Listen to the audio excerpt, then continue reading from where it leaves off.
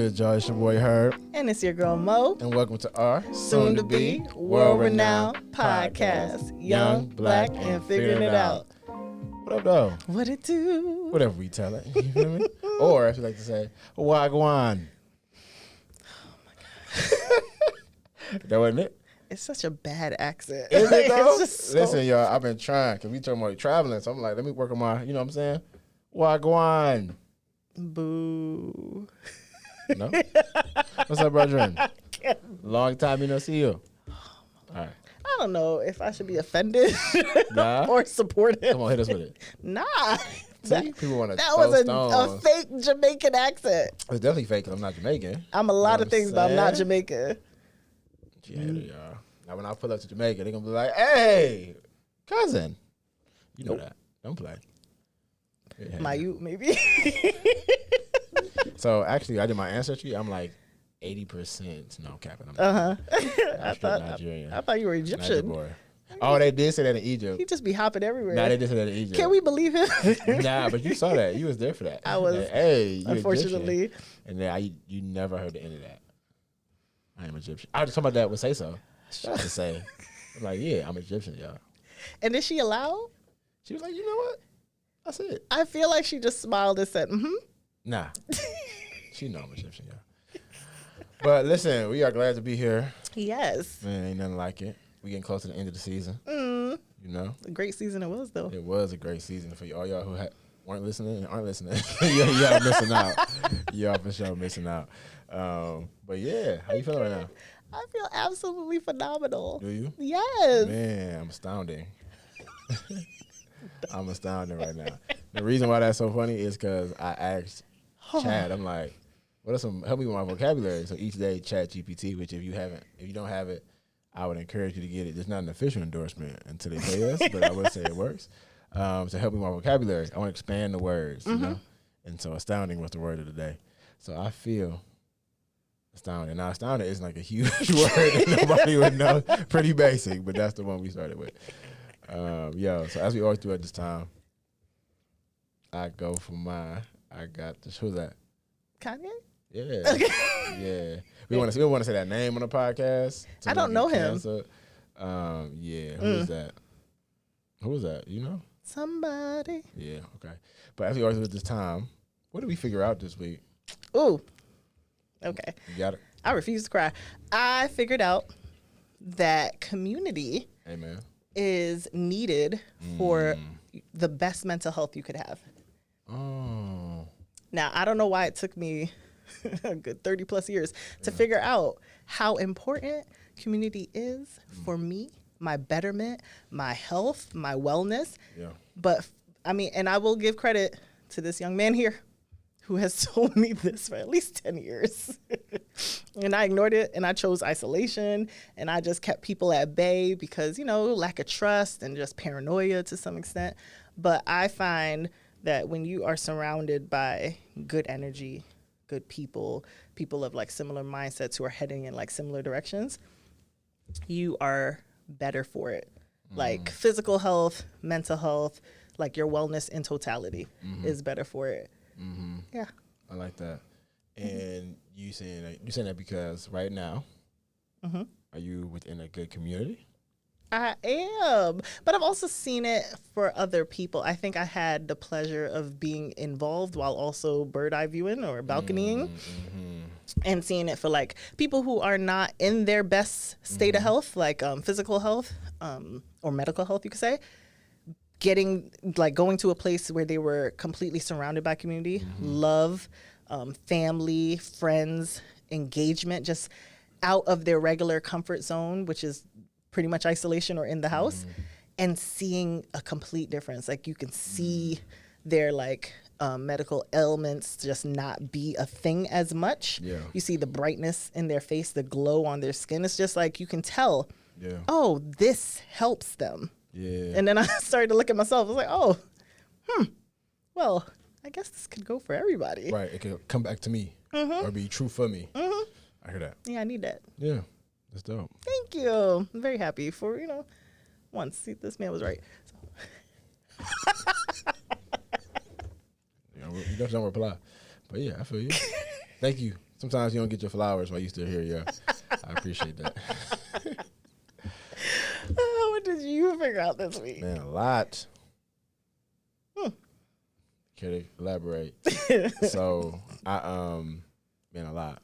But the one that's really standing out is, look at you like, you actually got something? Like, where you coming? It's like, is he just gonna make something up? No, I'm between two. Like, one of them is this idea of like not carrying other people's bags, because people were like, I remember one time my professor said to me like, don't let somebody come in here with a monkey on their back and they leave and it's on your back. You know what I'm saying? And so like Dr. Walker said that to me.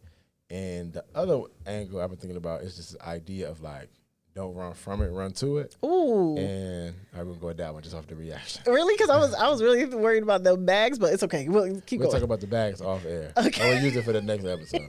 But the the run to it, like, and I had a conversation with 3 different people, and then I had to like say it to me, is that a lot of the times when there's things, because we all have things that we either don't want to do, or at some level it's some type of fear, you know, for us doing it, which might contribute to us not wanting to do it. And we'll like run from the thing, right? And we like avoid, delay, excuse until like we have to do it.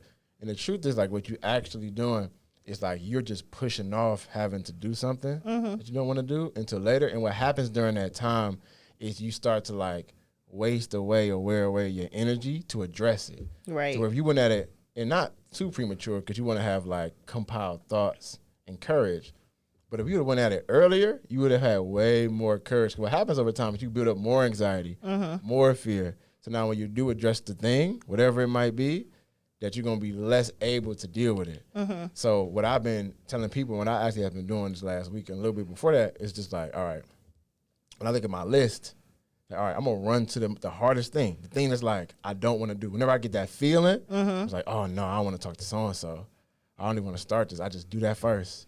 Or I go to the gym, and people know, like, you know what I'm saying? I'm going to go in there, and, like, my worst, the thing I hate the most is squats. Like, I hate doing the squats, yeah. I just do them first. Yeah, we know. It's downhill from here. You know what I'm saying? Like, okay, once I knock that out, everything else is like a smoother sail. You know? Yeah. So that has been huge, and it's like a lot, and it's building confidence. Because you go do it, and it's like, oh, yeah, I did that. Like, I want to step on everything else. You know what I'm saying? So, and I said that to somebody else, and that was helping him too, you know, so.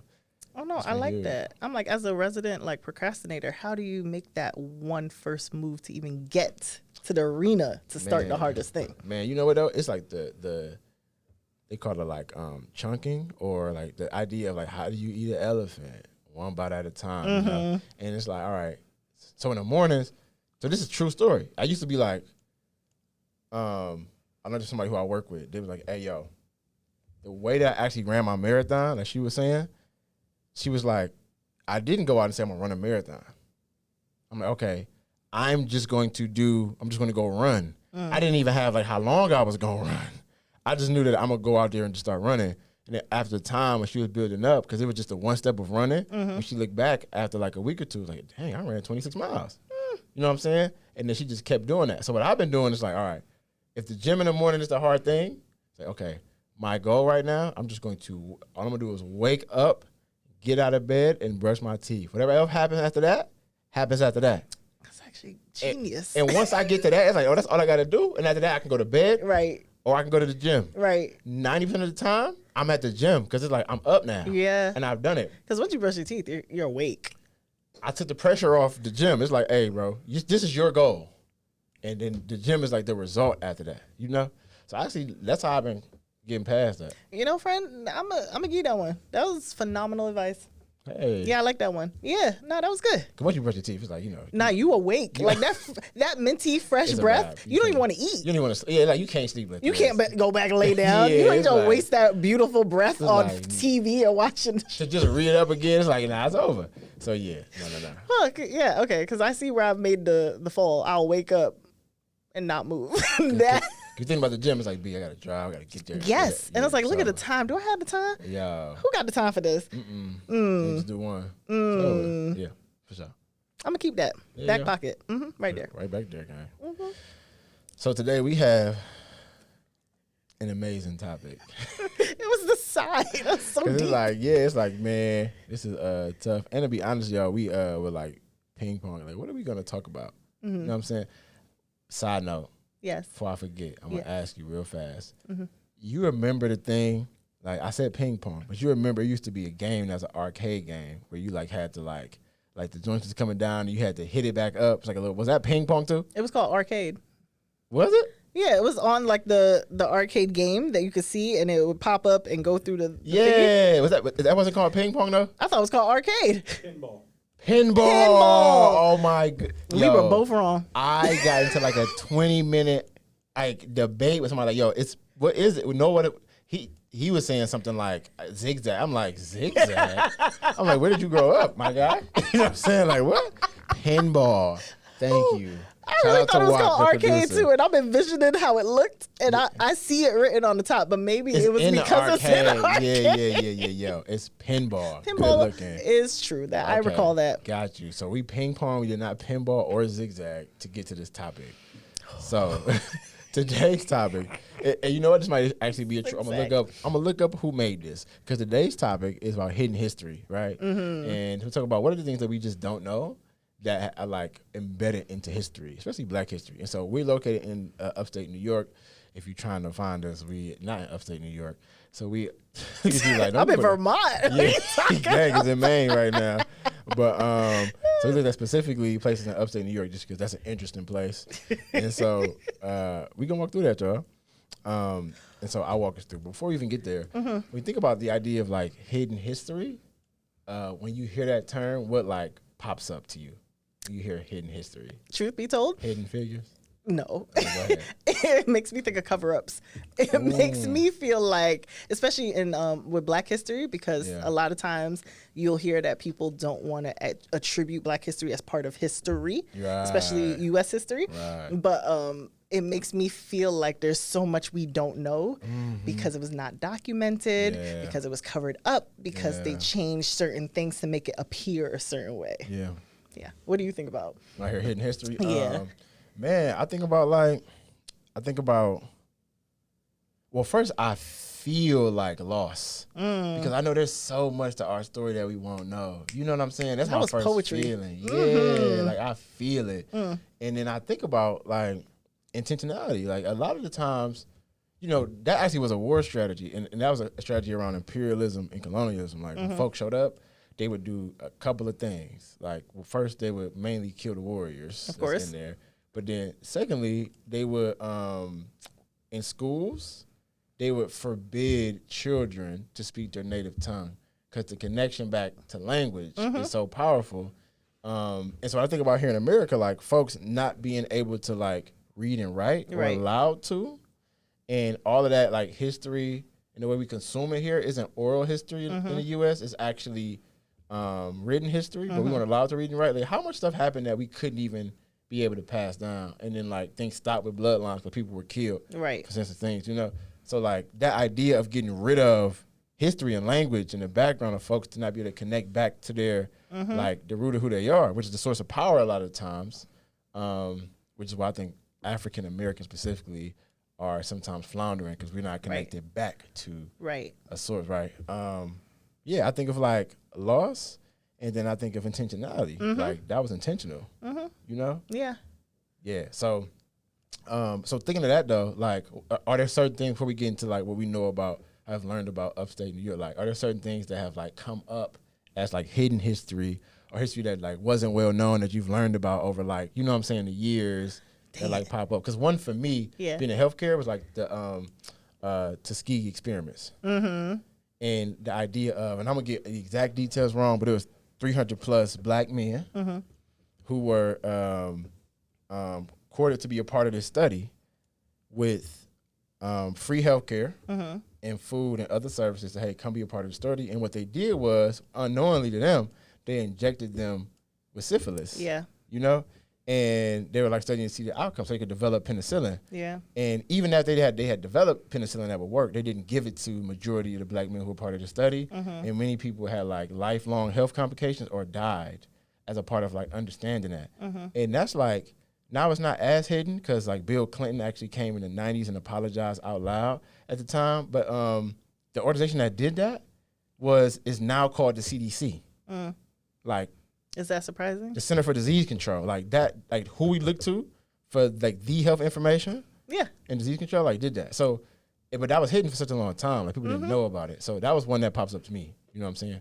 About you, anything that like. The story of Sarah I think her name is Sarah Bartman. Please don't judge me if I get the names That's all wrong, good. y'all. We Like get the concept. Hot and Top Venus. So like how she and other black women were used because they were enslaved at the time as guinea pigs without anesthesia to understand female anatomy and the body. And a lot of what that doctor did, he is like known as the father of modern day OBGYN gynecology. Yes. And it's like how unfortunate that our bodies were used for that, and it's still taught that black women's tolerance for pain is so high, so they don't need pain meds in the 100%. Same way. Like, it's the foundation of a lot of medical textbooks and medical understanding is from those things. Hidden history. It's and those history, like those things influence today. So right now I'm gonna give you 2 stats about that. So in 2017, they did a national study of medical students and residents, and half of those students, and this is just like 2016, 2017, thought that black people's had less sensitive nerve endings, blood coagulated quicker, and so they would feel less pain. They literally thought that. And then black folks are 20% less likely to be prescribed pain medication for the exact same thing as their white counterparts. Because folks still believe, from those historical things that you're talking about and other things, that black folks feel less pain. And it's like, that's wild. But that goes back to those hidden histories. Of, like, where did that come from? Sarah Bartman and other things. Yeah, for sure. So, like, those are things that, like, pop up. And even, like even going way back to like Mansa Musa, like the wealthiest man, like that's a big deal. Yeah, my man was just giving out money. I mean, I ain't gonna lie. When I read about him, I was like, why was I not alive during that time? Man. Anyway, might have been reincarnated or something. But yeah. Maybe, you know what I'm saying? A big queen, you know what I'm saying? But nah, though, like those like powerful stories of history, are, like, you know what I'm saying? Like the light bulb was invented by a black man, stolen by Thomas Jefferson. Like, you know, there's a lot going on. It's like we got powerful history that's all hidden. Right. You know? Yeah. And it's funny because, so not too long ago, I went to Elmira, New York. I'm getting real location-y. And it's a random long travel for you from Maine, but all right. Let's keep going. Why don't we? That was hilarious. Yeah, because we actually in Vermont, and so for you to say Maine to throw them off is crazy. So, right, you're not about to get caught, y'all. So, but nah, so I went to the John Jones Museum in Elmira, which I had never heard about John W. Jones. So John W. Jones was somebody who escaped from enslavement. I'm trying to change my language from like nothingness. You feel me? Yes, understood. And so he came from, I forgot the exact city he was in, and I could look it up, ChatGPT or Google, but I'm gonna try to do it from memory, and made it to Elmira. When he got to Elmira, he like literally did not have much. Started off doing like side jobs, like chopping lumber and all the things that you were doing in like the early 1800s and whatnot. He escaped when he was 26. And then from the time he was 26 up until like his 40s and whatnot, he actually made himself to be a wealthy man, one of the 10, I want to say, richest folks in New York at the time, right? And definitely one of the 10 wealthiest black men during that time. Fascinating story. And like we went to his house and kind of saw like all of his greatness and things that he did, because he was such a like a philanthropist in a way. He gave back. But one of the most amazing stories that had me like conflicted inside was there's actually a prisoner, what's what I want to say, a prisoner camp, a war camp for folks from the Confederates from the Civil War. So they had a prisoner camp not too far from where his house is right now, which is really a museum at this moment. But he was an overseer for that, like helping out folks. And so one of the things he did for folks who was passed is like he made sure they were buried with dignity and respect, and even like facilitated like sending body remains back to folks who might have ridden up to Elmira to try to find their loved ones in a way that was like put together. They could give them like a decent, dignified burial. And these were people who like wanted to kill him and would have enslaved him, had they caught him because of his skin color, and he still treated them like post-life and their families with respect in that way. And so just like first hearing that, I'm like, man, we were talking about this earlier, like just the ultimate compassion and humanity to be somebody who's like, no matter what you try to or have done to me or my people, I still have my own moral internal compass that I'm going to treat you, you know what I'm saying, in alignment with who I am, not based off how you are. Right. But then the other side of me is like, man, no, let them bones ride up in there. You know what I'm saying? Just be honest. There's so many unmarked graves. You know what I mean? It's just like people buried who knows where if they were. And so the thought that he would take the time, I ain't gonna lie, I don't know what I'd have done either. For folks who would, I'd like to believe, this high moral like compass would have come over me. It's like, of course, but I don't know. You'd have been like, you know what? Let them bodies sit there. Nah, but I feel that. So those type of things like hidden history. You know what I'm saying? Yeah. Okay. So last question before we get into like some of the things is just, what are the reasons you think history is hidden? Not just for black folks, but like most history. What do you think? I think the way propaganda works is you want people to believe and think a certain way. And so the easiest thing to do is to change what has been written in the past. Like there's the whole conspiracy theory going on about the Mandela effect and how, everybody's like, you always grew up thinking it looked like this or it was this. But when you look, no, the Fruit Loops is spelled like this, or the Fruit of the Loom didn't have the canopy thingy.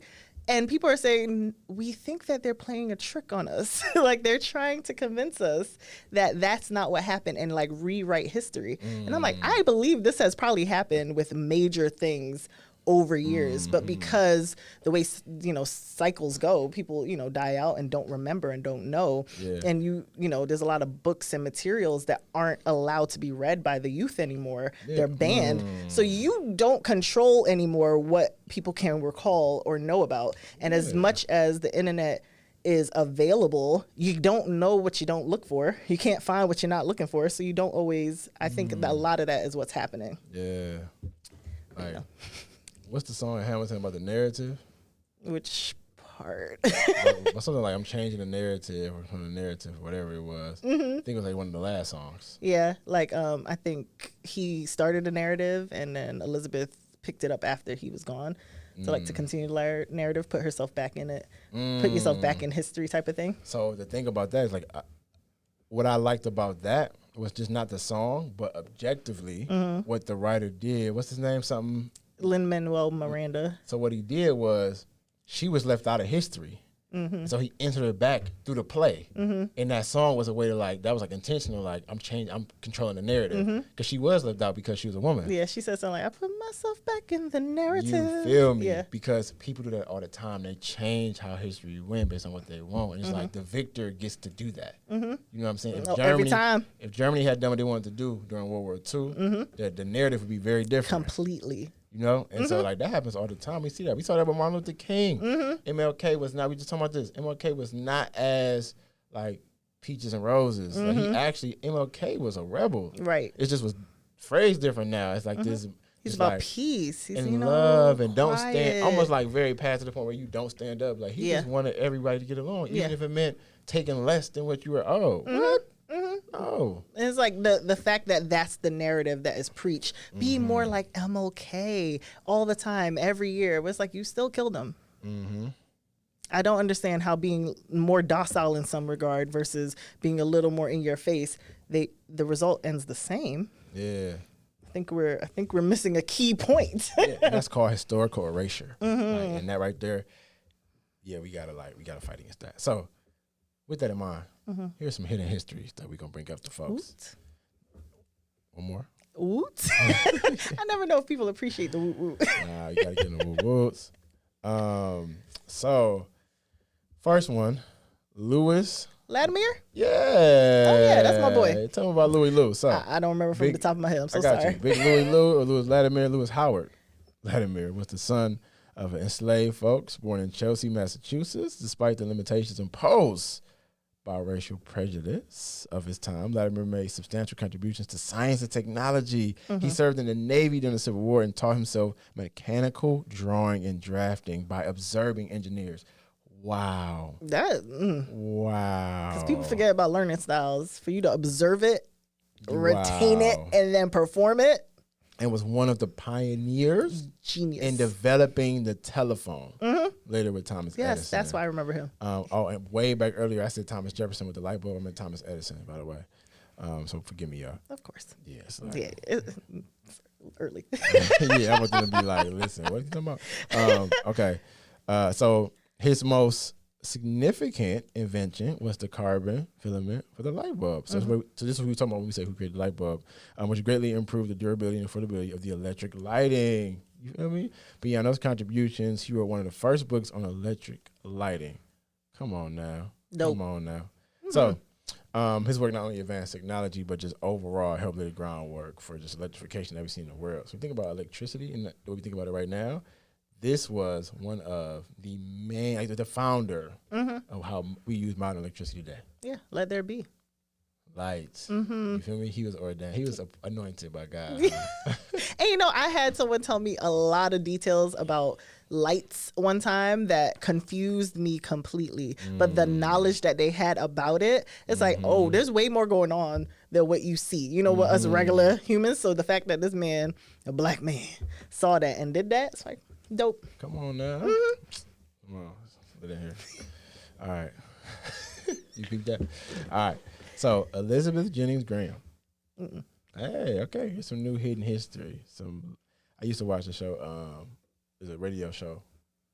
Oh, I forgot what it was. Was it Mason in the Morning? He'd do like the little known Black History facts in the morning when you were driving. I used to love that. So that kind of started my early journey around justice. But anyway, so here's a little known Black History fact. Elizabeth Jennings Graham was an African-American teacher and civil rights figure in New York City. So this is a key thing because it led to some things happening with the transit. So on July 16, 1854, she was forcibly removed from a segregated streetcar, right? And that incident led to a landmark legal case, right here, against the streetcar company with the help of the Black community. So us folks coming together, you hear me? Love it. And notable figures like very own Frederick Douglass, who's up there in Rochester. You been in Rochester before? Once or twice, Okay, yeah. Graham won her case the following year, marking a significant early victory of civil rights. Now, this victory, this is key, led to the eventual desegregation of all New York City transit systems in 1865. This actually preceded Rosa Parks. 1865.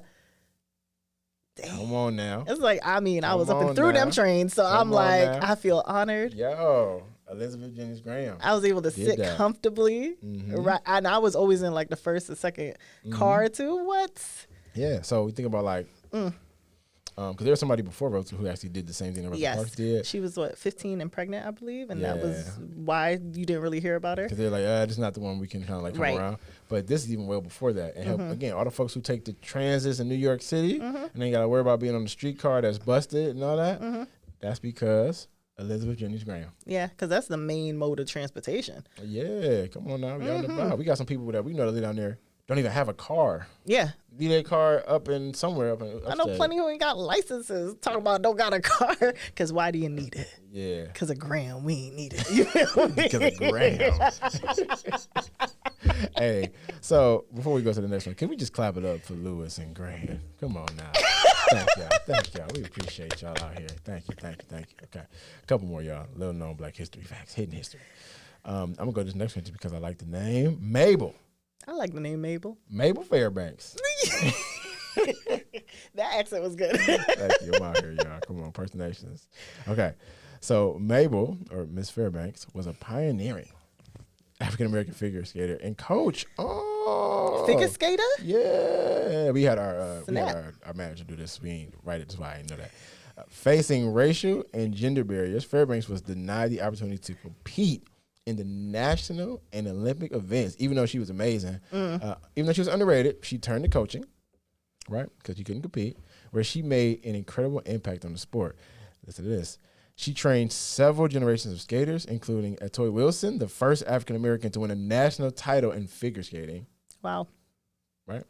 And also, she trained Ty Bobolini, I know this person, who along with her partner Randy Gardner became world pair skating champions. Her legacy lies not only with breaking the color barriers in the figure skating, but also just her profound influence in the way that she changed the sport. She was inducted to the U.S. Figure Skating Hall of Fame in 1997, recognizing her contributions as both a skater and a coach. Dope. Dang, even figure skating?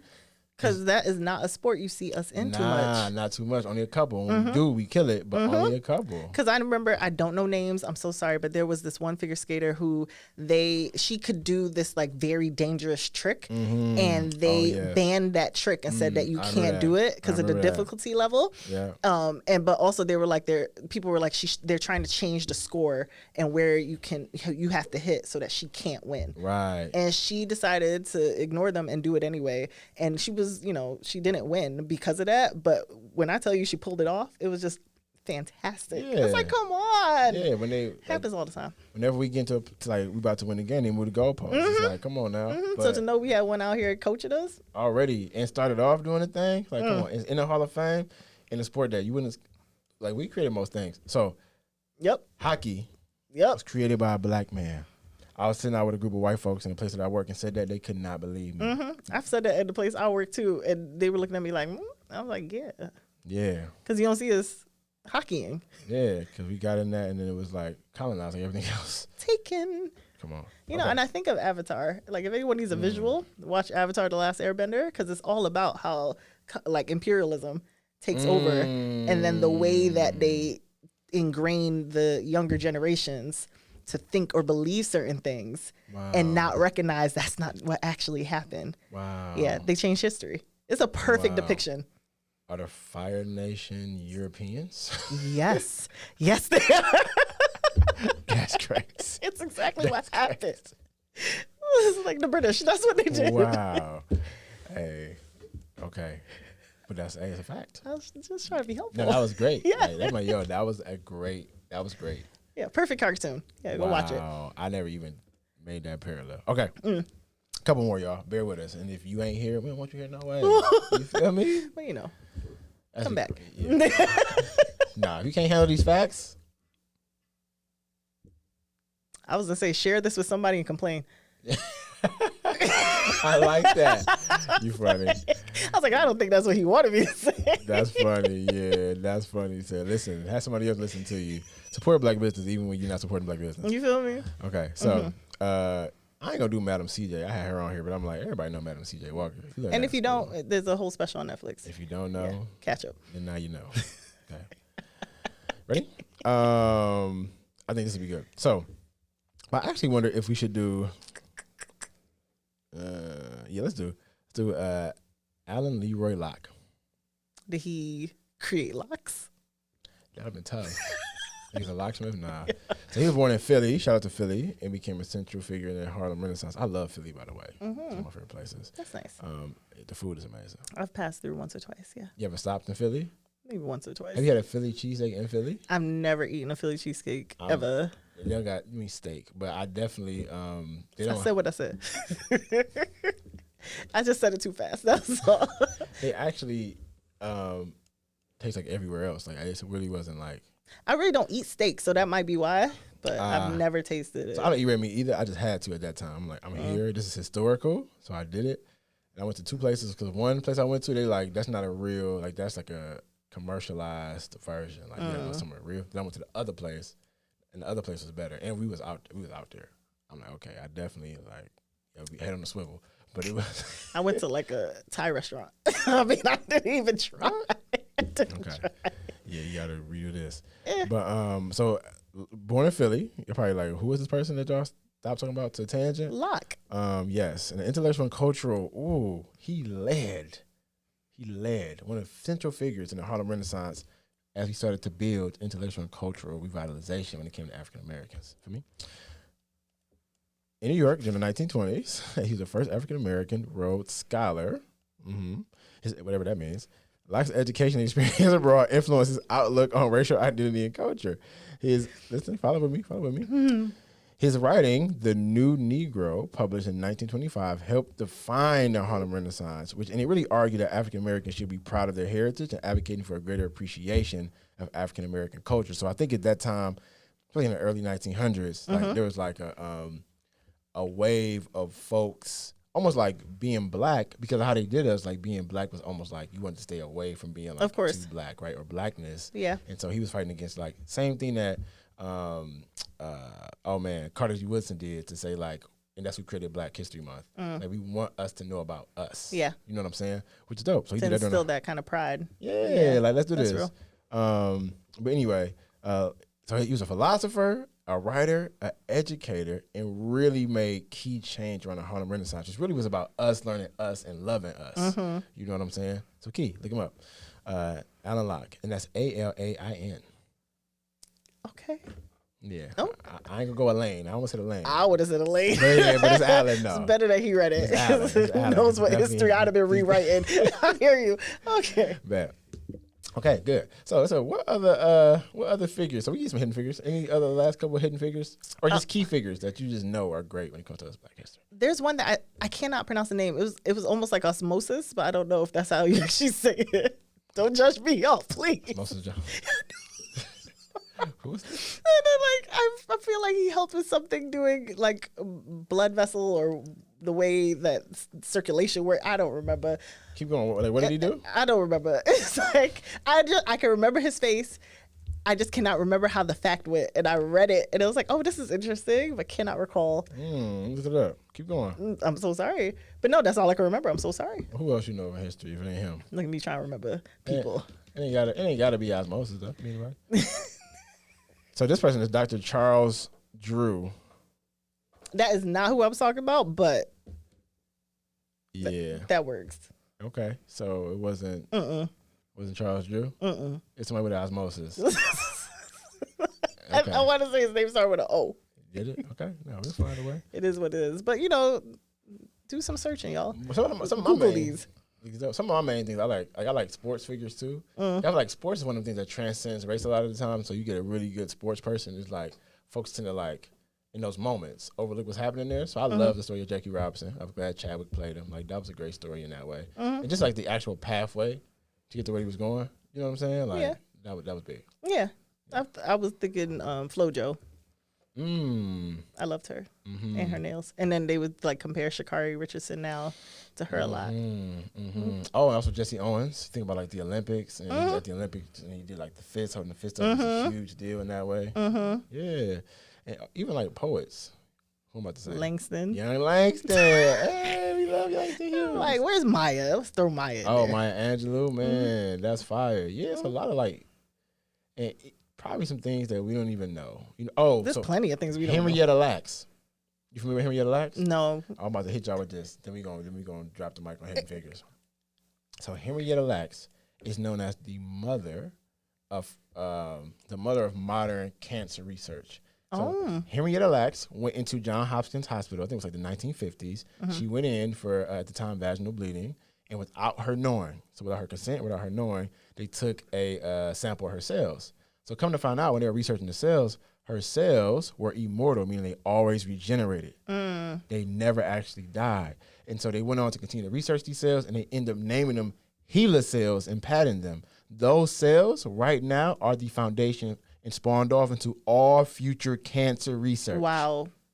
All future cancer research. I think Oprah actually did a special on her. Wow. Henrietta Lacks. Yes. How did she even find out? And the family never got dollars from that. They actually did they had like a lawsuit going on with that. And I think it got settled not too long ago. But yeah, the mother right now of modern cancer research, Henrietta Lacks. Wow. Wild. Black woman. Yeah. See, I love that you know names because I'm like, I can recall things, but never names or the people. Because I'm like, I know there was one person who did like the Game Boy, not Game Boy system, maybe it was Nintendo. Okay. But I just don't, or the guy who did the water guns, the super soakers. But I don't remember anybody's name. But you know they black though. I do remember them black. The important part was first, and then we get all the other things later. Sorry, y'all. Yeah. But Google them, and then the other person too is probably sitting here thinking like, what in the world are they talking about? Listen, we might be right. We might be wrong. But at the end of the day, we just young, black, and figured it out.